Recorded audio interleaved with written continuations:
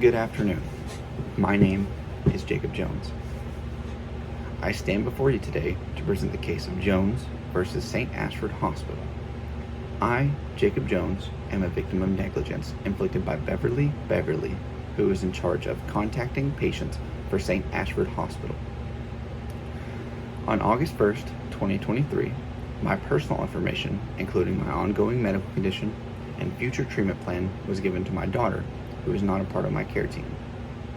My daughter was not permitted to be given my confidential information as a personal representative either.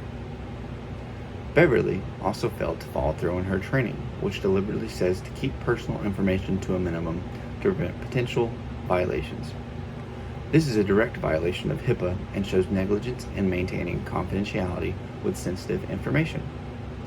According to the CDC, the Health Insurance Portability and Accountability Act of 1996, or HIPAA, is a federal law that required the creation of national standards to protect sensitive patient health information from being disclosed without the patient's consent or knowledge. This law was initially created to prevent insurance companies from raising prices or barring specific people from having access to health insurance. Over time, HIPAA has grown and spread to protect all medical information from being given to any entity outside of one's care team or treatment plan. This means all health information is protected from being delivered to unauthorized personnel, including family members such as my daughter. Not only was my confidential information given to an entity I did not give the right to access my data, but they also used my home telephone number when I explicitly instructed the hospital only to contact me through my work phone number.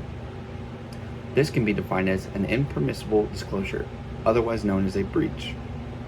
Overlooking instructions shows Beverly either lacked understanding of her duties or deliberately skipped reading through my notes to get the job over with. Providing my personal information to my daughter is a legality issue, which directly violates the ethical principle of justice, more specifically, procedural justice, which is the fairness and transparency of processes by which decisions are made. By violating HIPAA, you have taken away my right to preserve information I do not wish to share with others. By removing my ability to withhold or provide my medical status with my daughter and directly violating federal law, Beverly has also violated the ethical principle of autonomy. Autonomy often refers to as self-government, which in the medical field would be me assisting with my treatment care. I was withholding this information from my daughter to prevent stress brought on by unknown future of my treatment plan.